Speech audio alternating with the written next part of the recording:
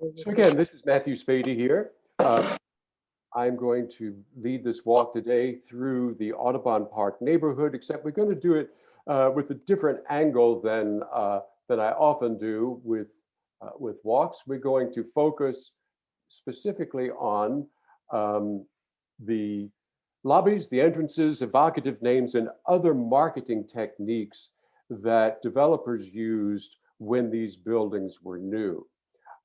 Before I get started on that, and these buildings were new around 1910.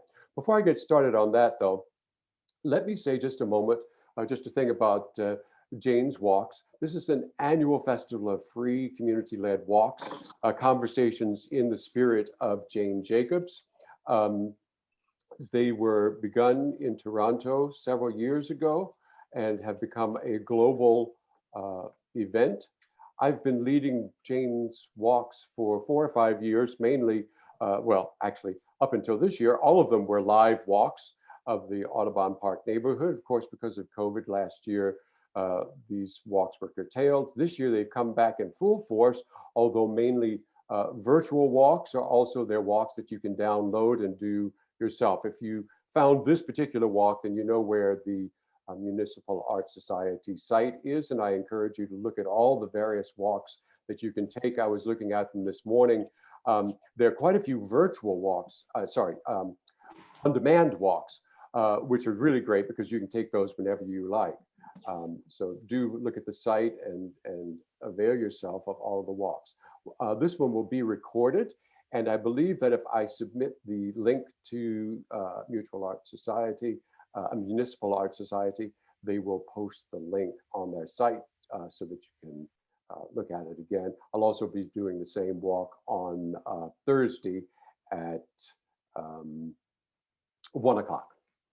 Good. So the walks in New York City are sponsored by the Municipal Art Society. That's a 125-year-old organization that lifts the voices of the people in debates that shape New York's built environment and lead the way toward a more livable city from sidewalk to skyline. I really like that as a nice elevator pitch that really summarizes all of the things that the Municipal Art Society does.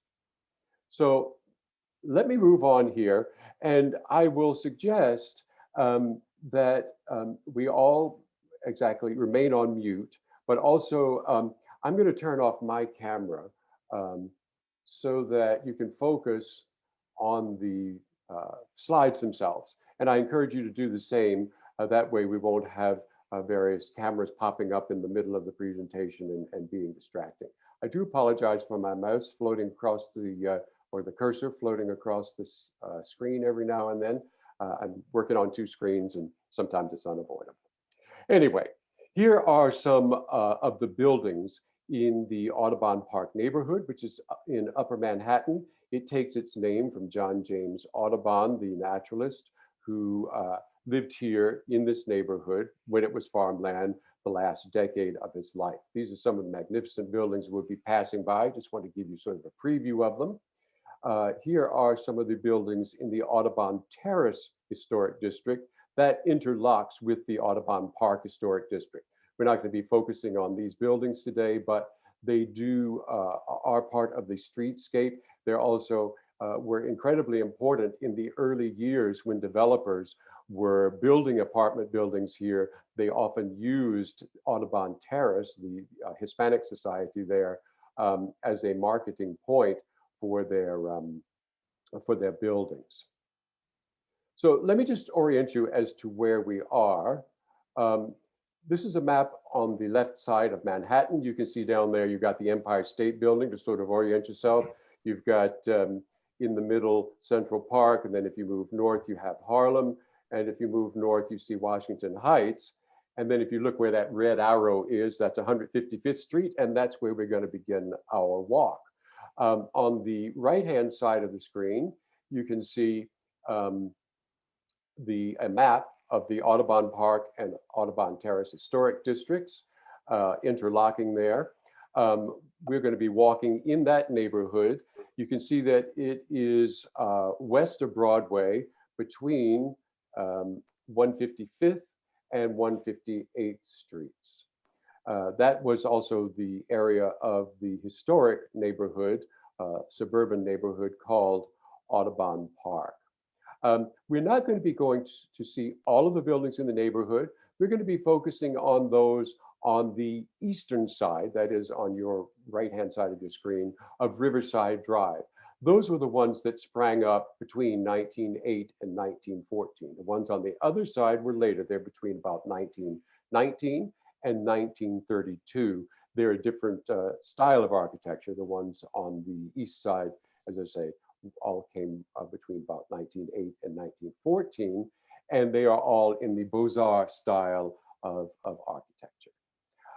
So let's move on to, oh, sorry, I have some little arrows that I forgot to click. That just shows you 155th and 158th and the Audubon Park and Audubon Terrace Historic District to the west of there. So in case you're not familiar with the background of the neighborhood, let me just give you a brief history of how this particular cityscape came into being. In the 1840s, 1841, John James Audubon, who you can see there on the right, bought 14 acres of land here. In the fall, he bought that in September 1841. In the fall and winter, his son John Woodhouse Audubon, who's there on the lower left, and a group of workmen hewed a farm out of those 14 acres. And the family moved there in the spring of 1842. Audubon registered the farm in his wife's name, Lucy Audubon. She's there at the top. It was partially sentimental. She had really financed him and kept him afloat while he was working on the Birds of America, completing the Birds of America. She had been a governess and had sort of deprived herself quite a bit to send him money so that he could keep going. So there was that sentimental reason. There was also the practical one that if he registered in her name, then the property was protected from bankruptcy should he go bankrupt, which he had done 3 decades earlier. The two sons called their mother Minnie. That's a Scottish term for mother. And so because the land was both nominally and literally hers, they began calling it Minnie's land. So that was the name of Audubon's farm, 14-acre farm called Minnie's land. Here are a couple of views of it. The one on the left is a pretty good depiction of the house. It was in the Italianate Victorian style. You can see that it had a English basement, 2 stories above, and then that shortened story at the very top. A piazza on this side. The side that we're on was the river side. On the other side also had a piazza. You can see on the right-hand side a more romanticized version of the house. Supposedly that's John James and Lucy on the porch and their 2 sons. However, by the time they moved to Minnie's land, the sons were both married. Actually, they had been married. Their wives had died. They were on their second wives, and they both had children. So that is a romanticized version. This style, Italianate villa style, Andrew Jackson Davis popularized in the United States in the 1840s. The Audubons always had financial problems. And they got even worse during the 1840s. So shortly after Audubon died in 1851, his wife and sons began dividing their farm into large building lots, and they built a number of houses on it that they either would lease or sell. And within a few years, their farm, Minnie's land, had evolved into Audubon Park, a suburban neighborhood of about a dozen Italianate villas set into the hillside among curving drives, manicured lawns, and ornate gardens. Here's a map of Minnie's land, just to give you, Audubon Park, to give you an idea how it looked. That's on the left. Those, the roadway that's sort of irregular east of that, to the right of that, is present-day Broadway. You can see how all of the houses face in different directions. They've got those curving drives. There were gardens, forest trees. You can see how the houses, if you look at the topographical marks, the houses were all sort of towards the edge of a promontory, which meant that each one had a view over top of the one to the west of it. So they all had pretty good views of the Hudson River and the Palisades beyond. If you look across what is now Broadway, this is property that had been part of the farm, but Lucy Audubon sold to a man named Dennis Harris. Notice how he had already begun adhering to the grid, so that you have on 158th Street these houses that are all very regularly spaced on lots oriented to the grid. And that was a pattern that continued throughout the rest of the 19th century, that Audubon Park remained very park-like, very isolated as the city began growing and adhering to the grid around it. Here are a couple of the houses in Audubon Park. The one on the left was owned by a man named Henry Smythe. The Audubons built that for him, and then he bought it from them. The one on the right is the Audubon house, the homestead, shortly after Lucy Audubon had sold it to a man named Jesse Benedict. That's Jesse Benedict up there on the porch, sort of hard to see him, but he's on the porch with his wife, and he had quite a few daughters and a couple of sons. They're all arrayed on the steps there in front of him. Victor Audubon, the older son, died in 1860. John Woodhouse died in 1862, leaving their mother and their widows and 13 children. Lucy Audubon sold all of her property in 1864.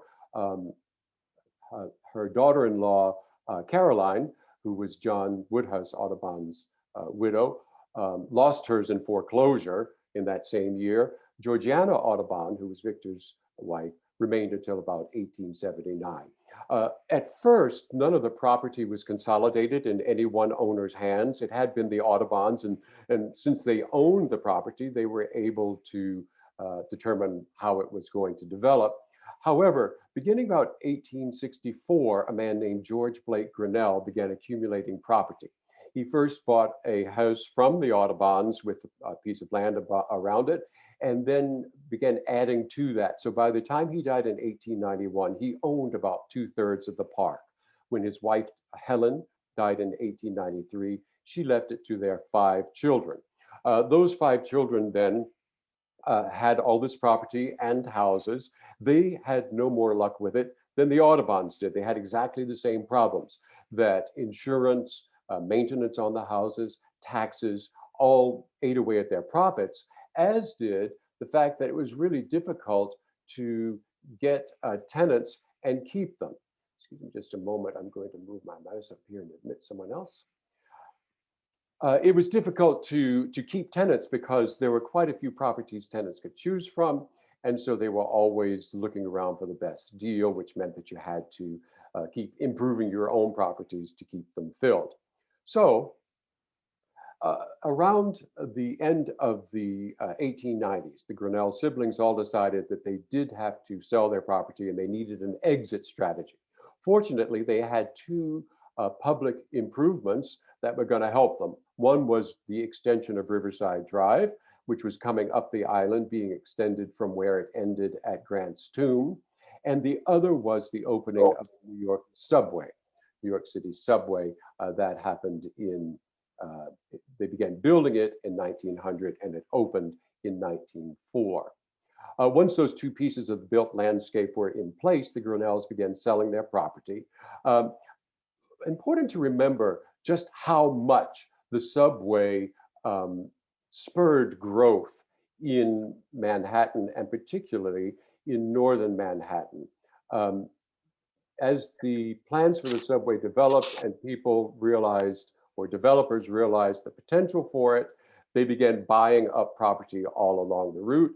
Particularly once the stations were established, they bought property close to the stations. These were land speculators who may not have intended themselves to build anything on it. They just wanted to snap up the property so that when the time was ripe, they could sell it to a developer who could build property on it. Audubon Park was something of a holdout. The subway construction began in 1900. Interestingly enough, construction or excavations began at the corner of 156th Street and Broadway. That's not a fact that's really recorded in history books much, but it was quite recorded at the time. There are a lot of reasons for it. I won't go into them now, but the main one was that the Grinnell family had quite a few friends, social friends and political friends, and they all banded together to ensure that the subway was coming to northern Manhattan. And not only did it come there, but excavation started at 156th and Broadway in May of 1900 after a very big sort of community festival. When the subway opened, though, which was 1904, building was already underway, except here at Audubon Park. The Grinnell family was sort of resisting and trying to figure out their best exit plan, and again, make sure that they got the best deal when that came along. They first sold property to Archer Huntington, who began building the Hispanic Society Museum there in Audubon Terrace that I showed you before. And then in 1908, they sold the remainder of their property to developers who, in just a few short years between 1908 and 1914, built these apartment buildings that we're going to be seeing today. Now, one of the problems that they had, before we get to that, this is just a view of what the neighborhood looked like in 1905, just a few months after the subway opened. This is May. The subway had opened the previous November. You can see the two kiosks there. You can see the Church of the Intercession. That is its second location. It's no longer there. Its third location is inside the grounds of Trinity Cemetery at 155th and Broadway. Over there on the left-hand side of your screen is Audubon Park. That area will all soon be covered with apartment buildings, as will the eastern side of Broadway, which is over there on the right-hand side of our screen. So that just gives you an idea of what the neighborhood looked like immediately before this subway boom in apartment building occurred. Audubon Park's transformation was well covered in the newspapers, in part because it was a well-known suburb, also because it was such a holdout, and developers and everyone who was interested in real estate was really watching to see what was going to happen. One of my favorite articles that appeared was Audubon Park's rapid transformation, which is of course a pun on rapid transit, which was of course the catalyst for a lot of the growth. And you can see there at the bottom of that article, there's a picture of one of the apartment buildings. That is Audubon Hall, which we will see a little bit later on our walk. So one of the things that these developers needed to do once their buildings were open was to distinguish one building from another, because you had so many going up at one time along the route of the subway and then spreading out into the side streets, that you had to have amenities, you had to really draw people to your building. In the neighborhood of Audubon Park, they had in one built-in amenity, and that was just the location itself. As you can see there on the ad for the Audubon Park apartments, one of the things that they mention is the views facing Audubon Park. And it also, I love this, it adds the charm of country to the city home. So they really capitalized on this idea that this was still sort of a rural feeling neighborhood, but it was now part of the city, because you could get from 157th Street, where there was that subway station, you could get down to mid-Manhattan, according to ads at the time, in 20 minutes. So that was one of the amenities. There were also things like a dramatic entrance. You see the one up there for the Hortense Arms. We're going to see some others as we walk along. Also lobbies, uniformed staff. Not everyone could live in a mansion on Fifth Avenue. Those mansions were still there when these apartment buildings were being built, and people really sort of admired them, and it was a thing to do on a Sunday afternoon, just to stroll up and down the Fifth Avenue and Madison Avenue and look at the mansions. However, you could live in a building which had some of the same feel to it, that you went into a grand entrance, you entered into a beautiful lobby, you had uniformed staff who were going to take you up in the elevator to your apartment, and who would sort the mail and deliver it to you every day. So you had the sense, or this is what developers were doing when they first built these apartment buildings, of sort of upper class luxuries for the middle class. Andrew Alpern, who has written a lot about the apartment buildings of this era, in writing about the Riviera, wrote that it had, let's see, how did he phrase it? I think it was something like upper class amenities for those with, amenities for the middle class with upper class pretensions. I think it might not be so much pretensions as just aspirations, but I think that was really important when these developers were figuring out what to put into their apartments. Some of the others were things like paneling in the dining rooms. You see a dining room there at the Grinnell apartment has with that lovely paneling.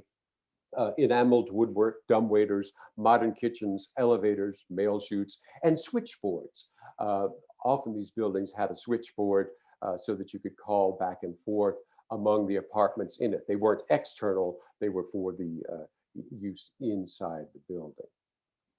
So let's get started on the walk itself. We're here at Broadway and 155th Street. This was the northernmost street in the Commissioner's Plan of 1811 that laid out Manhattan's grid. The commissioners had two reasons for stopping here. One was they didn't think the city was going to spread any farther than this for several hundred years, which of course they were wrong about that. And the other was they didn't want to encourage land speculation by dividing the property into equal sized lots. When you have lots that you can compare apple to apple, it's easier to sell and speculators sort of swoop in more. That's the theory anyway. And of course, by stopping at 155th, the commissioners certainly did not stop land speculation north of that point. We're going to start at the Audubon Park Apartments, which date to a 1905. They're the building over there with one of the Audubon murals on it. And I'll pause to say, there is a tour, a Jane's Walk of the Audubon murals. You can find it just by looking for Audubon mural. They're led by Lee Hallingby. I've taken one of her tours. They're really wonderful. I recommend it highly. She's doing a live one on Saturday, and I think that there is a on-demand tour of the Audubon murals that you can look at any time. So do check that out. You can learn more about this wonderful project. There's several hundred murals now. It's sponsored by the Audubon Society and the Avi Gittler Gallery. Now, although the Audubon Park Apartments were not in the Audubon Park Historic District exactly, they were the first building built there, and the developer, whose name was Henry Bullman, decided he was going to take the name before anyone else did. Here are the buildings, or the building, the Audubon Park Apartments, when it was new in 1905. This is a really good example of the Beaux Arts apartment style. And so I'm going to just spend one little couple of minutes here explaining the style to you. Some of you may know this already. It comes from the École de Beaux-Arts, apologies for my French, in Paris, where quite a few American architects were trained. The basis of it, of the style, was classical, and they studied columns, which were then translated into buildings. So you have on a column the base, and then you have the shaft, and then you have the capital. On the building, if you look at the Audubon Park apartments there, you've got the two lower floors in stone. Often in this style, that stone might be rusticated, that is, look rough and unfinished. You have two floors that are in stone. Then you've got the 3 floors above that, which form the shaft. And then you've got the upper floor and the cornice to form the capital. We're going to see variations on this, on all of the buildings that we see as we do our walk. But I just wanted to give you a brief explanation of that style. This building was designed by Schwartz and Gross. I mentioned a minute ago that many of the architects who designed apartment buildings in New York had studied there at the École de Beaux Arts. That was not true of most of the architects who developed who designed buildings in northern Manhattan. Many of them went to trade schools or lesser known schools and were not in the firms like McKim, Mead and White, for example, but they formed their own firms. But it's very interesting because as Andrew Dolkart in his book on Morningside Heights writes about this, and it's a really wonderful book. I recommend it highly if you're interested in architecture and development, urban development. But he mentions how even though these were not considered the leading architects, their work really forms a great deal of our built landscape today on the Upper West Side and into Washington Heights and Inwood. Um, Schwartz and Gross, as I say, this was one of their earlier buildings, both as a combination working together, and they also collaborated some with Bertram Marcus. They did on this particular building. Um, this is sort of early in their development as apartment house architects. One of the things that they used here, and they're credited with actually inventing, I'm not sure if they really did or if they just really exploited it, is that recessed fire escape. So you see the fire escape really looks more like a balcony than a fire escape. This really was sort of improved the attractiveness of the front of the building. However, it also took away from the space inside, which was not exactly what the speculative apartment builders had in mind. The whole idea was to fill your building with as many people as you could and increase your rent roll. And so what they did, speculative builders, was they would, sorry, I'm just admitting a couple of people and putting them on mute. Welcome to the folks who've just joined. Also, while I'm paused here, I should have mentioned at the beginning, I do welcome your questions, even though everyone is on mute. So I have my chat window open. If you have a question during the course of the walk, please be sure to pop it in there. I'll try to answer it in real time. Otherwise, we will have a brief Q&A at the end. So, oh, one more person would like to be admitted. It's very exciting. I've led many walks, as I said earlier, and all of them, though, have been in person, and we usually have like about 20 people, and it's so exciting to have, we've got 50 at the moment, and it looks like from various parts of the world. And again, if you'd like to type in there where you're located, that'd be great. We'll have a record of it in the chat of the people who have joined us. Oh, I have a question. Could I name the author of the book on Morningside Heights? Yes, that's Andrew Dolkart, D-O-L-K-A-R-T, Professor Emeritus at Columbia. And again, I'll ask if you're not on mute, if everyone would please mute yourself so that we can keep the background noise down. So as I was saying, these apartment buildings were all built on speculation. And the idea was to put as many apartments inside the building as possible, increase your rent rolls, and then within a year or maybe 2 years, sell it to somebody else because you could show that it was a profitable building and go on and take the profits, roll them over into another building. And that is how a lot of the apartment buildings rose in northern Manhattan. So let's move on. This is the interior of the Audubon Park Apartments. And again, there's the ad up there mentioning the charm of country in the city home. I have not been in this building that often, but several years ago, actually probably 10, the door was open. I tend not to walk into other people's apartment buildings any more than I just wander into their homes. But the door was open, and I took advantage of the fact to step in and take a picture of the lobby. They were doing some work, which is why that extension cord is stretching across. But notice some of the amenities here, which will be repeated in other buildings. You've got the marble facing there. You've got the mosaic tile on the floor, which is in remarkably good shape, considering the building at the time was over 100 years old when I took this particular picture. You also have a bit of a coppered ceiling there. It looks like a skylight of some sort. One of the things that would not have been there is those mailboxes that you see over on the wall.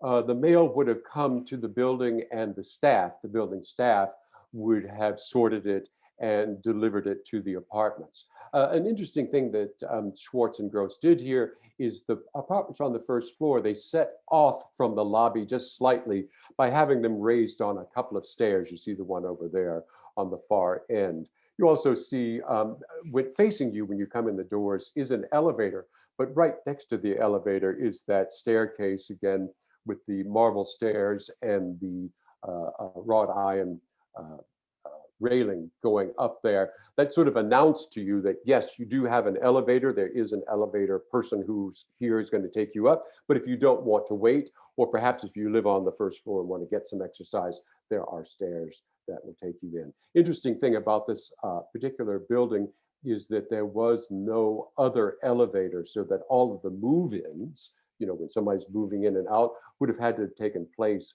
either on those stairs or in that elevator itself.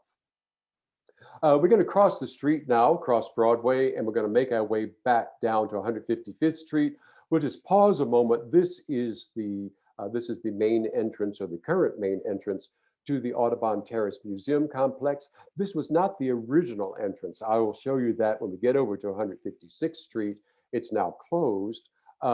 However, it's really interesting to look in this side and see all the museums from the side rather than face on, and realize this wasn't really Charles Huntington's idea. Charles Huntington was cousin to Archer Huntington. Archer Huntington was the benefactor of this complex. Charles Huntington was the architect, and he was trained at the École des Beaux Arts in Paris. And he used that concept in developing this museum, where all of the buildings are not just interesting architecturally on their own, but interesting because of the way that they work with the other buildings in the complex to create a whole landscape. So now we're going to walk down 155th Street. You can see it's rather steep. It is not nearly as steep as it would have been when the Audubons lived here or when this was Audubon Park. The reason for that is we're walking down to Riverside Drive. At the bottom, Riverside Drive here is on a retaining wall about 40 feet high. So when these buildings were built, when these streets were put through, 156th and 157th, and this part of 155th, they were graded up to Riverside Drive rather than down to the river, in which case they probably would have gone underneath Riverside Drive. So notice though, if you look across, and you can see that one photo there upper left of Trinity Cemetery, how you can see some of the rocky promontories sticking out there. That's the sort of topography that we would have seen here in Audubon Park before all of these buildings were built. I see there was a question here, was Anna Hyatt Huntington related? Yes, she was Archer Huntington's second wife, and she was a sculptress, and there is a sculpture garden there in Audubon Terrace, which has some of her sculpture in it. So again, we're walking down 155th Street. Let's get on down to the bottom. As we get to the bottom, if we look back up at the cemetery, this would be looking south and east. You can see even better how the hillside falls off in those terraces. A lot of that is actually natural, and the cemetery was built into it. Notice also right there, I took this picture last week, I think it was. You can see that one dogwood, pink dogwood blooming. Dogwood, supposedly, from reports that we have, written reports, covered all of the area in Audubon Park. Dogwood is really popular with birds, which people used to remark on how many birds there were in Audubon Park, so trying to make a sentimental association with Audubon himself. They're just natural to the East Coast of the United States. And there are a few left in the cemetery as reminders of that topography, of the fauna that grew in Audubon Park. I do have one other question, and that was, did all of the buildings have elevators? And the answer is yes. One of the things that distinguished all of these buildings is that they were not walk-ups. They all did have elevators, and that was often used as a marketing technique in the buildings. So let's go on down to the end of the street. We're here at 155th and Riverside. We're looking across at a building that we're not going to really investigate much. This is 765 Riverside Drive. I mention it because it sits on the site of Audubon's home. The house that I showed you earlier sat right there facing the river, but 40 feet lower. As I mentioned, Riverside Drive at this point, to keep it on grade, is on a retaining wall that's about 40 feet high. This building dates to about 1932. It doesn't adhere really to those same Beaux Arts architectural ideas, although it does echo them somewhat in that the lower floors are set off by a belt course. So that gives you that idea of the base of a column. The middle floors, again, you have that sort of shaft, and then you do have that crenellated roof with the brick decoration that gives you the sense of the top of a column or the capital of a column.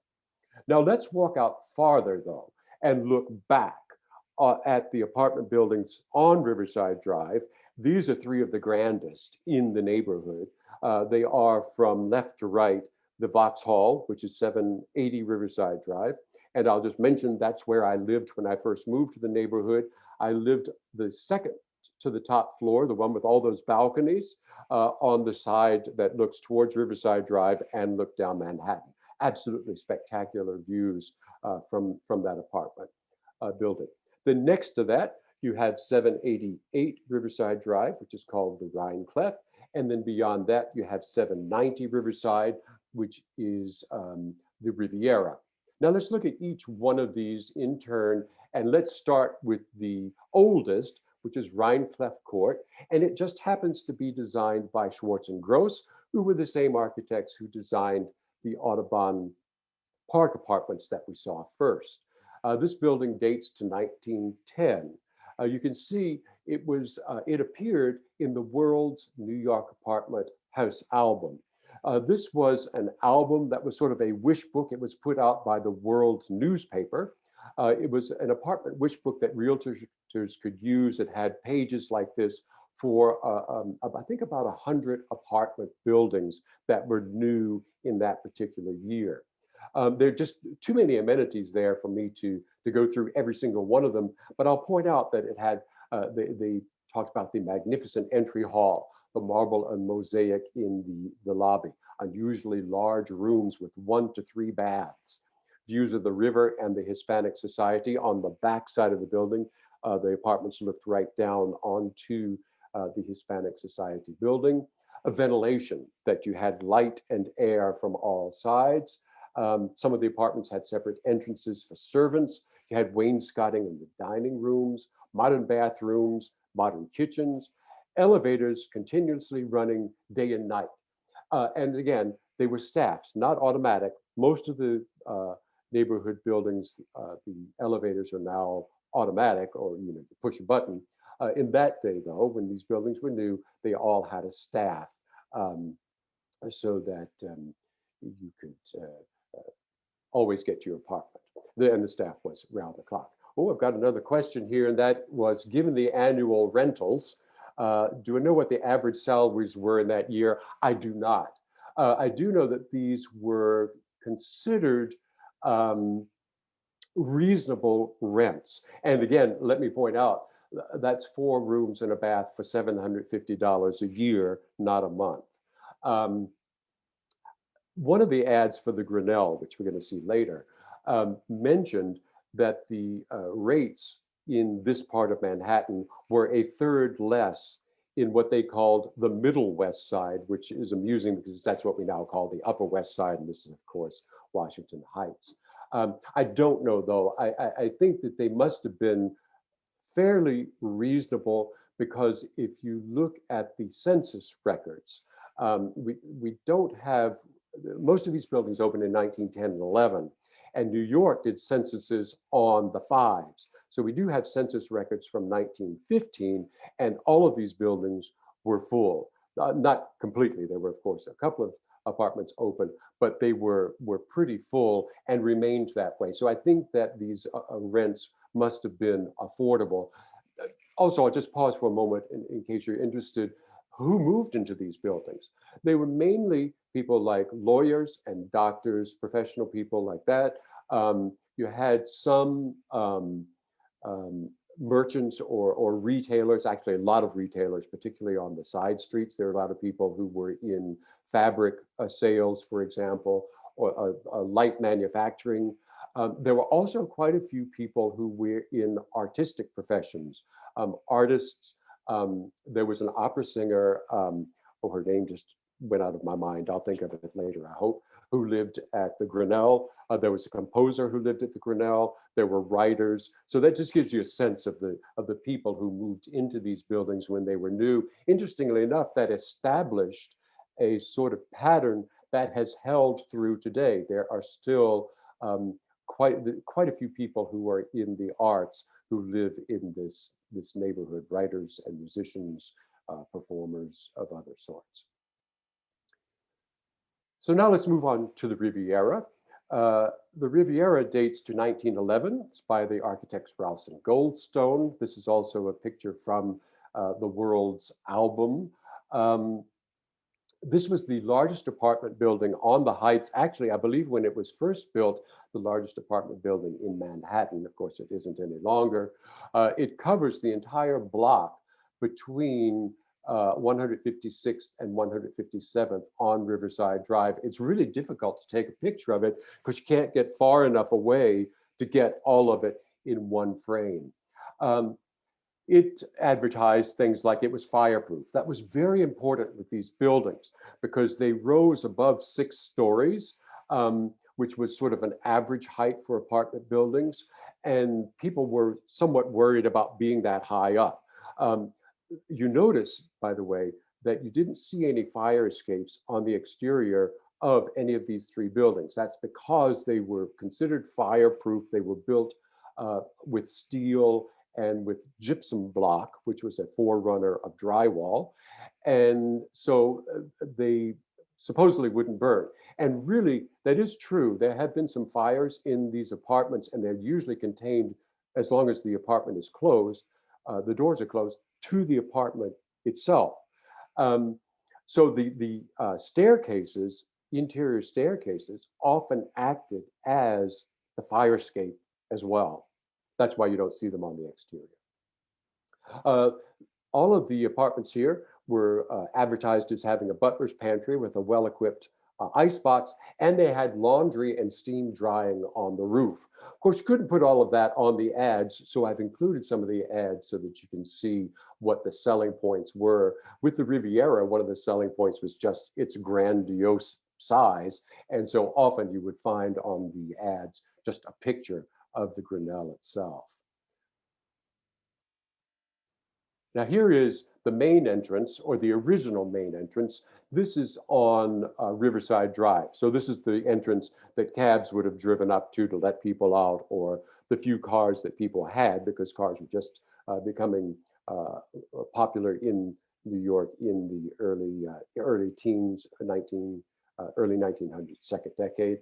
You see there that small inset there is a fountain, which was there on the side as you walked in.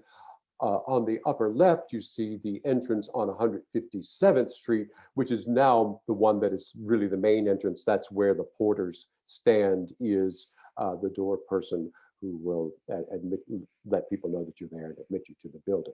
But when it was new, the original entrance, the main entrance, was there on Riverside Drive. Oh, I have a question. Did the original entrance once have an awning? I'm not sure if the entrance did, but in a lot of the early pictures that you see of these apartment buildings, all of the windows did. The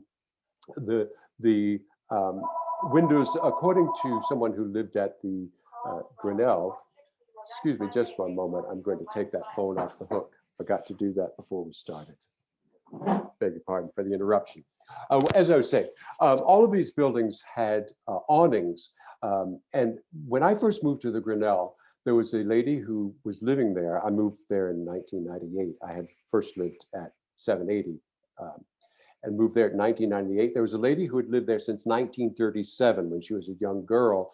And she told me all sorts of wonderful things, wrote them out for me about the building. And one was that the staff put up the awnings in May and took them down in September. So you had the staff who actually did that for you. Oh, and someone has put in the box, the chat box, an accountant's salary in 1910 was $2,000, a dentist 2,500, mechanical engineer 5,000. Thanks very much for putting that in. I'm going to take that, and the next time I do this walk, I'll have that handy. I also have a question. What did the original windows look like? The original windows would have been wooden, um, and they often were one large pane over six or six over one. Sometimes they were 6/6 or 4/4, but they would have been paned rather than these 1/1 that you see here on on this building. And as a matter of fact, we're getting ready to turn the corner in a moment. There's a building that has restored their windows. We'll be able to see what those original ones look like. Great questions, folks. Keep them coming because we really want to have a conversation here, even though I have put you all on mute. So here we are at the Vauxhall. This is the building where I first lived when I moved to the neighborhood, 780 Riverside Drive. This is by the Blum brothers, George and Edward Blum, dates to 1914. This was the last of the first group of apartments to be built. That ad there is actually from the year it was new, November 11, 1914, and it advertises such things as accessible to the subway, internal fire escape, views of the Hudson, which it certainly does have from many of the apartments in the building. One of the interesting things, look at this lobby. It's really a wonderful lobby that they designed, very spacious. Again, it gives you that feeling when you come in of grandioseness. Notice the ceiling there and the inset there at the bottom.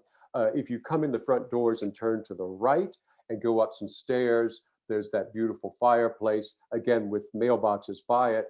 Originally, those wouldn't have been there because the staff took in the mail for you. Notice how, again, all of the apartments on the lobby have steps up to them to sort of separate them from the lobby itself.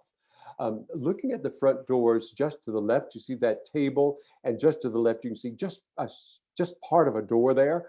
That was the switchboard room. It's still there, no switchboard, but the switchboard room is still there.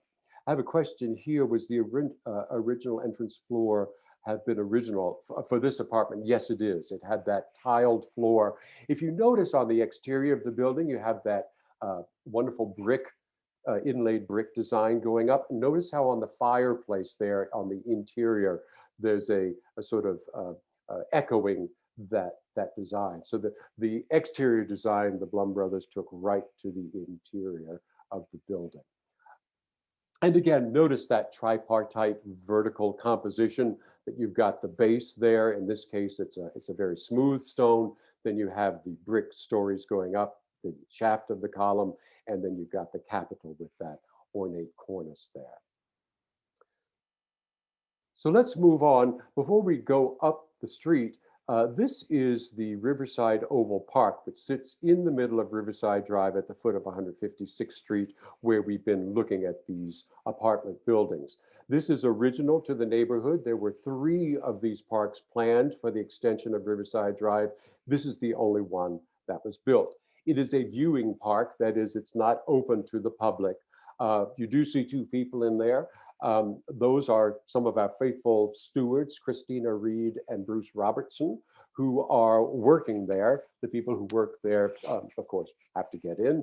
Christina is the landscape architect for the design there. I guess it was about maybe 15 years ago. This was mainly just the plane trees that you see there and quite a few vines covering it all. The Riverside Oval Association, which is run by my friend Vivian Ducat, who lives at 790 Riverside Drive, and Steve Simon, who lives at 765. They raised the money to look after this and to look after all of the landscaping. It's a wonderful thing that they do for the neighborhood, and this is definitely the central focus of all of the building surrounding it.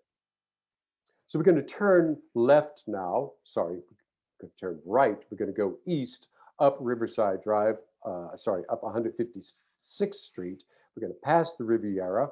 And now we're going to get up on 156th, and we have 3 apartment buildings on the left. First, we have the Cortez, and then we have the Velasquez and the Goya.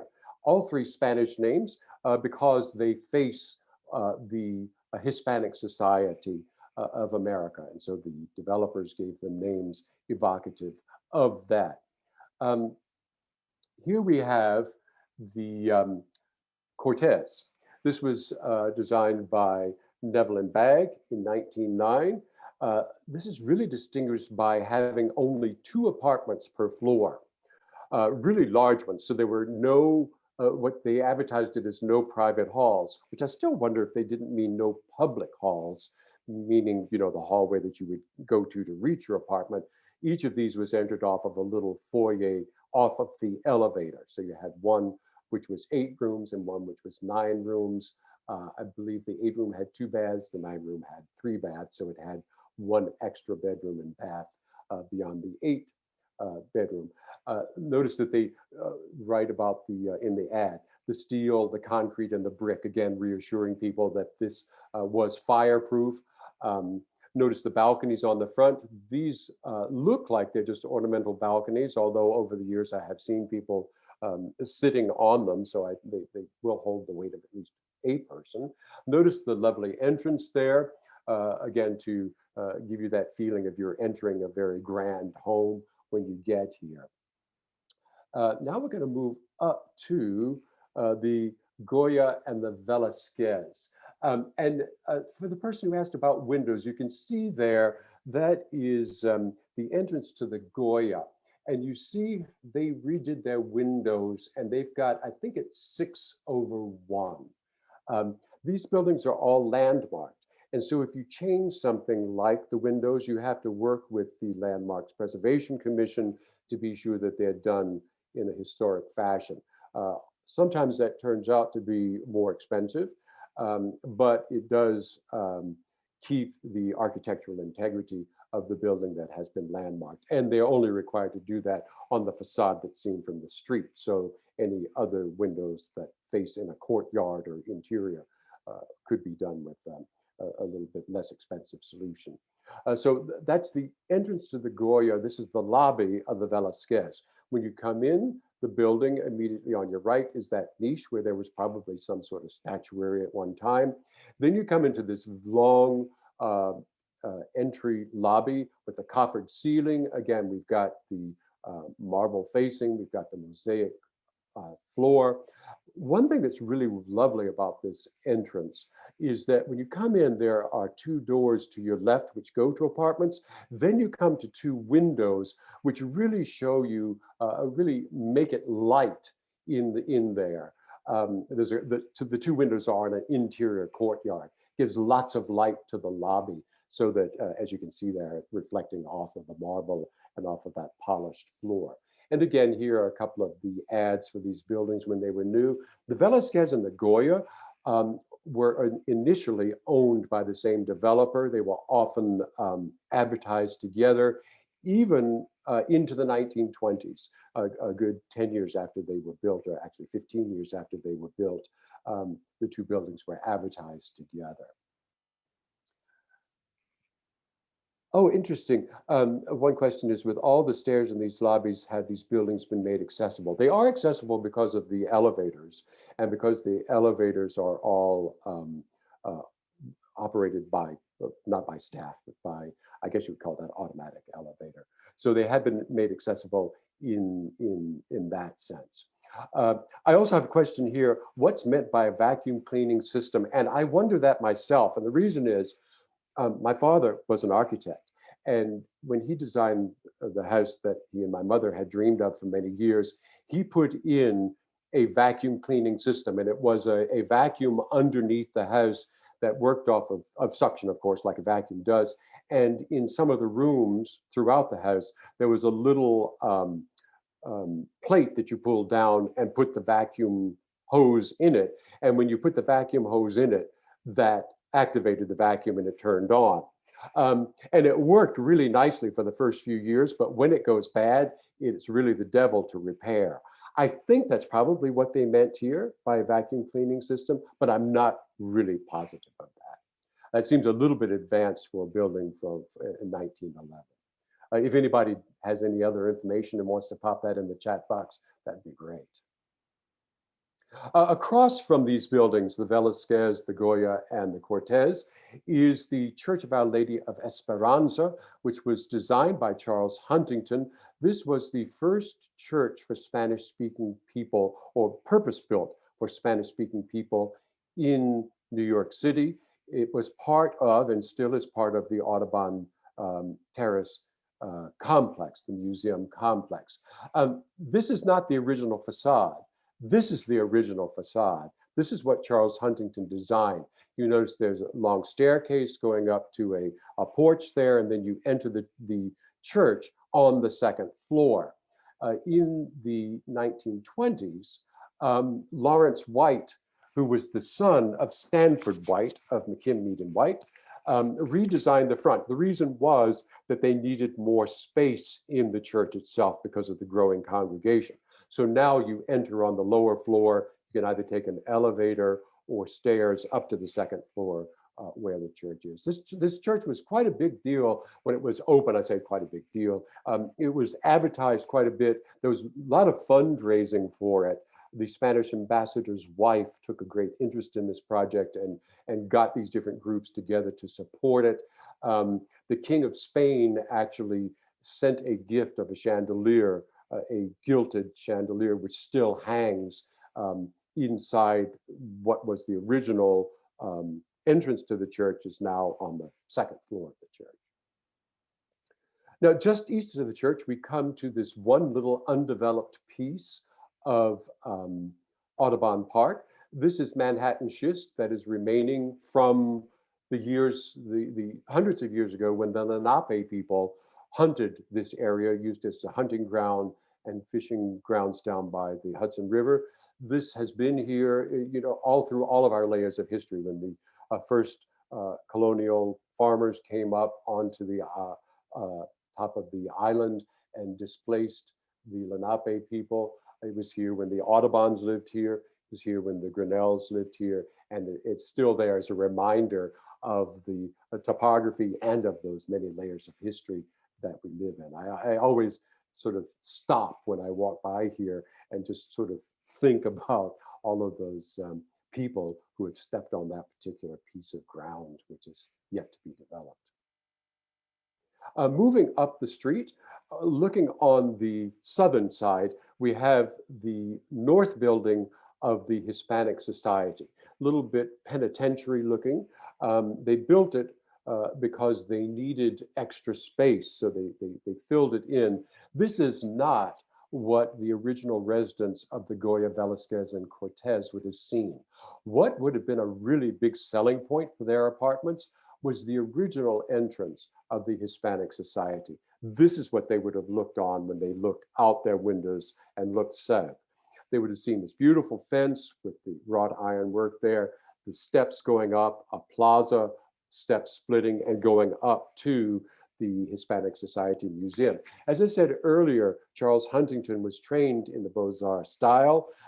He built this building so that it would have this nice front-on view. And as Huntington added other museums in the complex on either side there, you entered and you had this vast panorama of these beautifully constructed buildings with their harmonious architecture. However, the Hispanic Society did need extra space for storage, and so they built that north building. The plaza there still exists with those two stairs and the balustrade around it. That's where someone asked earlier about Anna Hyatt Huntington. That's where some of her artwork, including her beautiful sculpture of El Cid, that's where that's all exhibited now.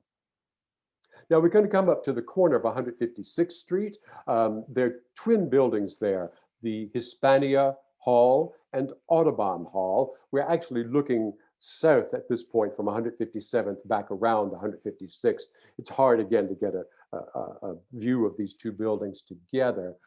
They date to 1909 and are the work of George Fred Pelham, who was a prolific apartment house designer in the early 20th century. Here, both of these buildings appeared in the apartment houses of the Metropolis, which was another one of those wish books. The Audubon, the Hispania Hall is the one which is on 156th, and Audubon Hall is on 157th. You see the floor plans there. You can get a sense of the size of the apartments. Like the Audubon Park apartments across the street, you have these recessed fire escapes. Unlike that building, these two were originally built with the intention of having commerce on the first floor, this store space on the first floor. And the Audubon Park apartments, as I showed you, those were built with apartments on the first floor that were later converted into stores. Because they had stores on the first floor, both of these buildings have an address on the side street. So you have the Hispania Hall address is on West 156th, and Audubon Hall is on West 157th Street. And again, you have the selling points of the country combined with the city, ventilation, servants' rooms. Their dining rooms were not only paneled, but they had a beam ceiling and a Dutch shelf. Oh, good. We have a question here. Was the facade, and let me go back here, was the facade curved, or is that the photograph? The facades are curved. Several of the buildings in the Audubon Park Historic District are distinguished by these curved facades. In this case, it was adhering to the roadway that was originally called the Boulevard Lafayette, which was absorbed into Riverside Drive. Earlier, when I showed you 765 Riverside, that dates to 1932, that also has a curved facade to adhere to the pathway of Riverside Drive. Oh, and someone has put in, thank you, someone has looked it up and put in some information about the vacuum systems. So you can take a glance there in the chat box and learn more about that. Thank you very much. That's one of the wonderful things about these walks, is that each person can bring something to the conversation. Appreciate that. So let's move on. We're going to pass the Audubon and Hispania halls, and we're going to proceed down 157th Street. On the right-hand side, which you can't really see, is the Grinnell, what we consider the back of the Grinnell. And on the left-hand side, the southern side of the street, the first building is the Hortense Arms, which is one of my favorite buildings in the whole historic district. I really like that Palladian style of architecture. This is by Neville and Bagg and dates to 1909. That ad is from 1914. One of the things I really love about this building is how Neville and Bagg took a sort of ordinary one-story entrance and made it really grand by extending it up. See how they've got the pilasters that take the entrance up 2 stories, and then you've got an architrave, I think that's called an architrave across, and then you've got the windows, the pedimented windows resting on the top there. So you get this sense of a really grand entrance, even though it's only 1 story tall. If you look in the picture there on the left, down the street a little bit, you can see that pedimented window is repeated with the balcony twice, and there's one further here that's off the picture. So that they used that across. The pediment, the point of it, then points you upward to that wonderful hammered tin, I think it is, cornice there at the roof line.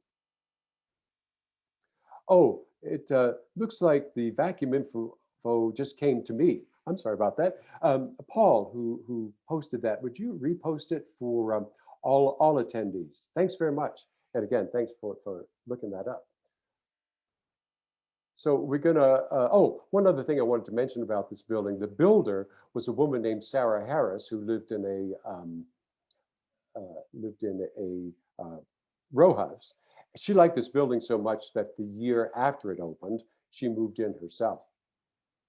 So walking down the street beyond this, we come to Kanawha Court. All of these buildings, I should mention, you know, they all had names to help distinguish them. Some of the names, it's really clear where they came from. Some is not. Vauxhall, for example, which was 780, is from the Vauxhall Gardens in England. Rhinecliffe Court, there is a Rhinecliffe up the Hudson. It's a evocative village. A lot of the names came from Sir Walter Scott. His writings seem to have been very popular for names. Of course, Riviera, I guess, is because it had the river views. The Kanawha, the only association I can find is that there is a Kanawha River in West Virginia. That's the only other place. It appears to be a Native American name. This has a recessed courtyard, one of the deepest entry courts in the Audubon Park Historic District. This building is by Joseph Cocker from 1909. He also used those recessed fire escapes on the front of the building to give it that flat look. Now we're going to get back to Riverside Drive. We're now at Riverside and 157th, and we're looking east again. The building in the distance there, the sort of wedding cake building, is the Sutherland Apartment House, and there to our right is the Grinnell Apartment House, which sits on a triangular block. It's a little island in the middle of the Audubon Park Historic District. If you live there, no matter where you go, you have to cross a street to get there. Let's start with the Sutherland, looking at that a little bit more. As I said, it's sort of a wedding cake building, a little bit reminiscent of the Ansonia, which is down on Broadway in the lower 70s. This was built in 1910 by Emery Roth. Part of their marketing was just mentioning that this was in the Audubon Park neighborhood, which in fact it was not. It was across the street from the Audubon Park neighborhood. However, neighborhood boundaries tend, in New York as in other places, boundaries tend to be variable depending on who's describing them. Often the people in are very interested in setting their boundaries to distinguish themselves from the people who are out, and the people who are out want to be included. So this was listed as being in the Audubon Park section of New York. They also advertised the nearness to the subway, which of course was a boon here, and the light and the air. An interesting thing about this building, it's always fascinated me, they only had a certain size lot, and the building has always looked to me too tall for its width. It looks really glamorous from one viewpoint, but when you get to another viewpoint, it looks a little bit askew. However, it was a lovely building, which was, or is a lovely building, and was often included, a picture of it, in the ads, again, I guess, to help give allure to it for those earlier residents. You might remember, if you read The Great Gatsby, there's a moment when Myrtle Wilson comes uptown and her taxi cab stops at 158th Street. And the way he describes it as stops at one slice in a long white cake of apartment houses. And then he mentions how she throws this regal glance around the neighborhood before going in. Well, people in the neighborhood like to think that when they came up 158th, they came to Riverside and 158th, and this is the building that Myrtle Wilson would have gone into with her little dog and her purchases, although people who live across the street at the Grinnell, which we're now going to see, like to think it was their building. The Grinnell Schwartz and Gross building is from 1911. Here's a page from the New York Apartment House album. You can see the floor plan there on the bottom, and you see the large interior courtyard. One of the aspects of this building, which was a selling point, was that courtyard, because they were able to say that all of the rooms are outside rooms. That is, they all have either the street or they have light and ventilation from the very large courtyard there in the center. We'll see a picture of the courtyard in a moment. Again, they've got so many selling points here. I'm not going to go through all of them, but one of them that was considered a unique selling point was that this is the only building in New York City, still is the only building in New York City that has a Riverside Drive address and the subway stop within just 100 feet of its side door or its back door. That still is the truth, that we can go out the back door of the Grinnell, up the street, just 100 feet actually, and we are at the subway. It's always been a selling point. There are in this building 2 duplex apartments. I should have mentioned the Rhineclef Court, 788, also had some duplexes, and that was also designed by Schwartz and Gross. The reason that we have them is because the entrance to the Grinnell is 2 stories tall, as you can see there in the picture, and that cuts into 2 apartment lines. If you live in an apartment, you're probably familiar with the term line, meaning the same apartment on different floors. So you have the A line, which is all of the A's lined up. And this was very convenient for the architects because they could line up the rooms all of the rooms with plumbing in a line, so the plumbing went straight up and down. All of the sleeping areas would be lined up in one area, all of the public areas in another area, so that when you were going to sleep, you didn't have to worry about the people above you making noise. Apartments have often been divided over the years. At the Grinnell, they have not. So all of the apartments at the Grinnell are their original configurations as you see there. Actually, that's not quite accurate. Sometimes people have changed the configuration inside an apartment, but the overall outlines that you see are all the same as they were when this building was new in 1911. Those three duplexes, though, were often advertised as being suitable for a doctor, because the doctor or dentist could have, or other professional person could have their office on the first floor and the family could live on the second floor. And so you could separate the business and the living spaces. Here is the Grinnell courtyard. Just happened to have been a photograph that I took when it was decorated for Christmas a couple of years ago. You can see how spacious it is. That planter is replanted now. There was some work going on the courtyard. Just for your interest, below the courtyard is the boiler room for the building. And there were leaks over the years.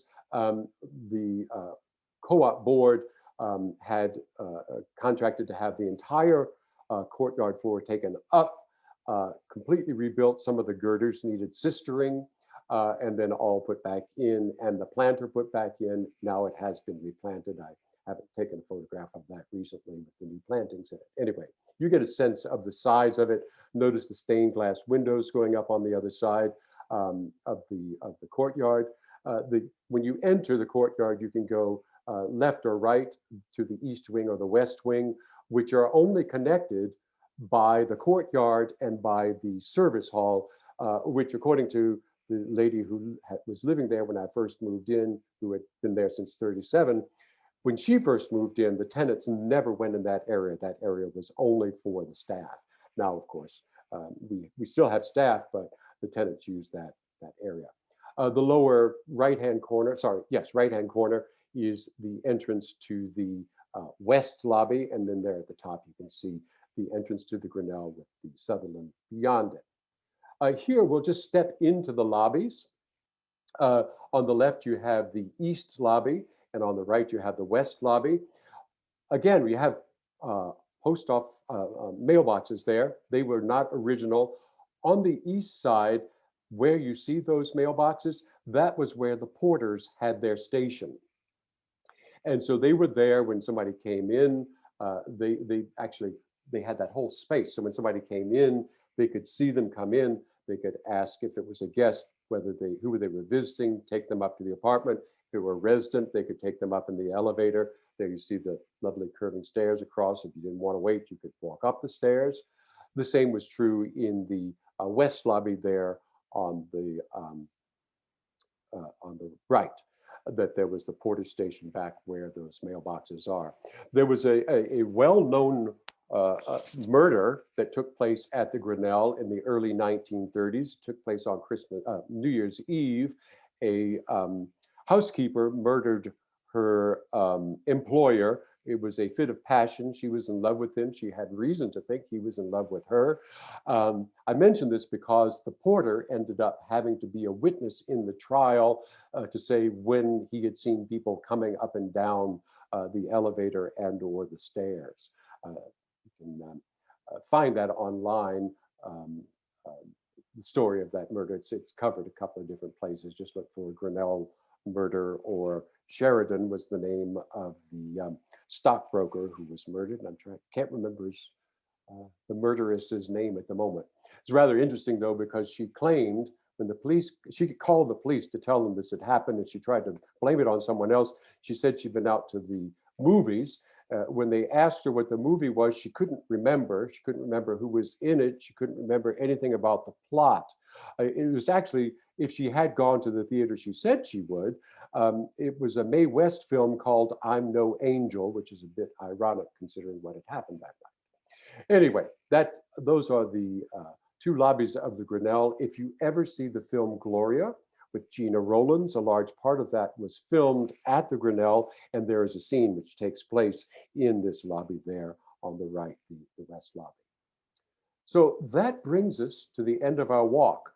I'll close with this aerial shot of the Grinnell.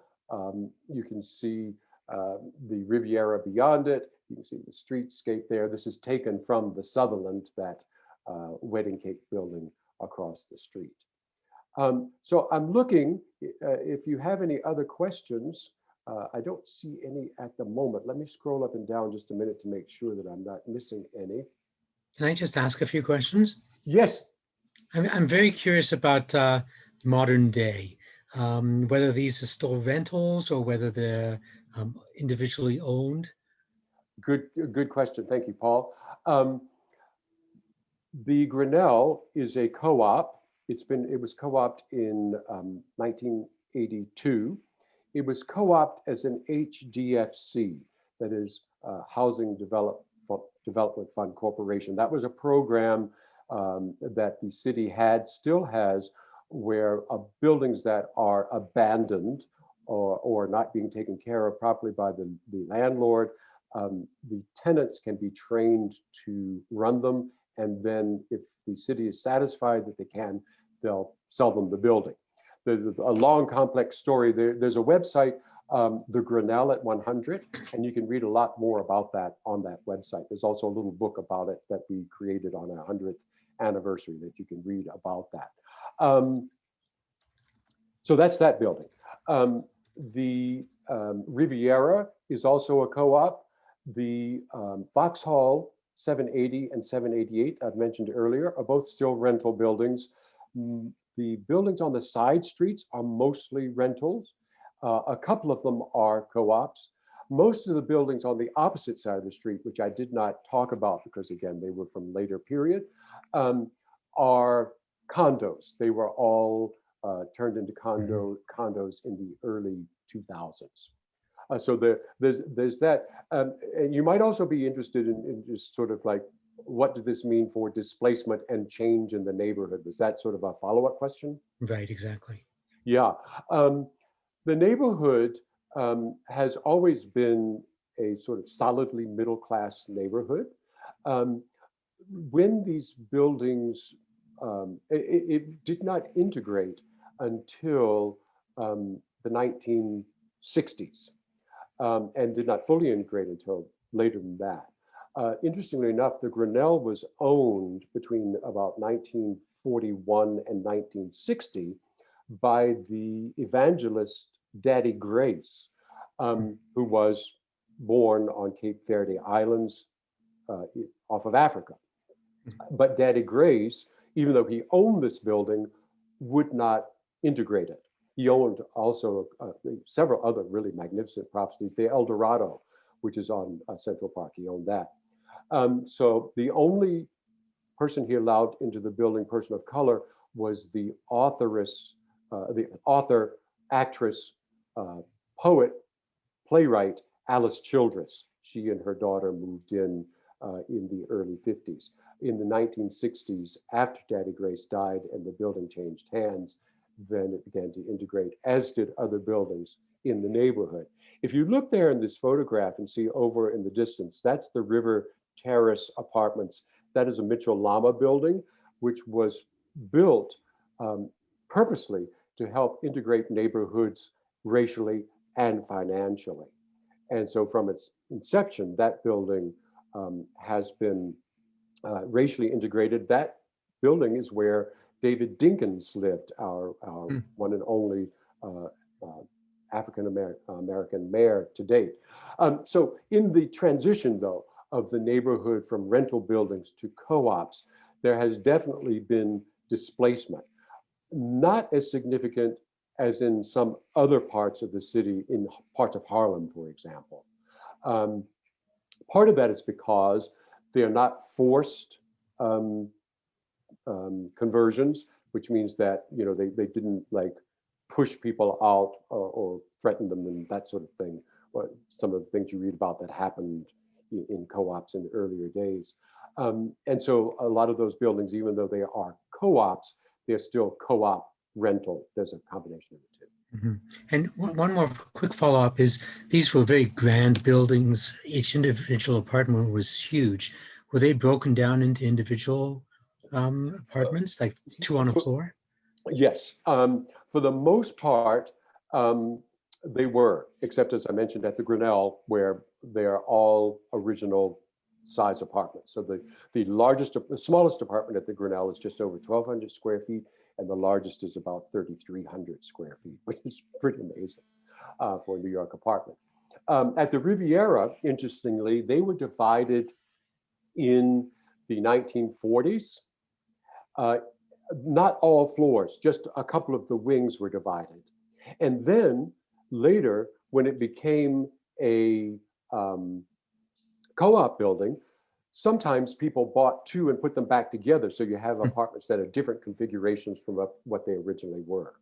780, which is a rental building, was also divided. That building was bought by some of the renters bought it in the 1920s and divided some floors and left some floors original, and it's still that way. So some floors at 780, and I think the same is true at 788, that some floors are the original layouts and other floors are broken up in so much that some of them are down to efficiency, like 2-room apartments.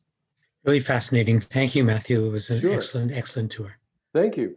I appreciate that. Thanks for coming along. And thanks to everyone for coming along. I'm looking here to see if I have any other questions. I don't see any at the moment. I'll just mention two things. One, an organization called the Upper Riverside Residents Alliance is working to expand the Audubon Park Historic District to make it about twice the size it is now. If you're interested in learning more about that, you can visit saveriverside.org. And if you're interested in learning more about the neighborhood, I did write a book about it. The Neighborhood Manhattan Forgot.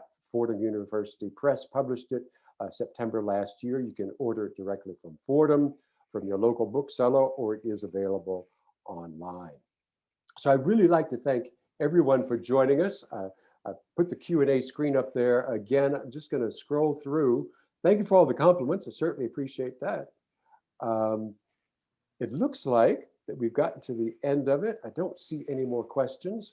So again, I'll thank you all for joining. Oh, wait, heard a voice? Yes. Is that Gary? Yeah, did the people have to pay the rents all at once for the whole year, or was it broken down, monthly like we pay now? Good question. It was broken down monthly. And often in those days, just to get somebody to move in, they would get the first month free, or I think it was 1 month out of every 6 months free, something like that. But yes, they were paid monthly, but people were used to seeing the rents in that yearly fashion, so they would know what to budget for the year. Of course, now we see them only monthly rates, and you have to multiply to figure all of that out. But yes, they did pay monthly, but they were advertised yearly. Great. Well, if there are no other questions, I will thank you all for joining. And if I can figure out how to do this properly, I will end the, let's see here. Oh, yes, end meeting. Thanks a lot. Thank you. Everybody, Thank you again. Take care. Be well, everybody. Thank you. Bye-bye. Thank you. Very good.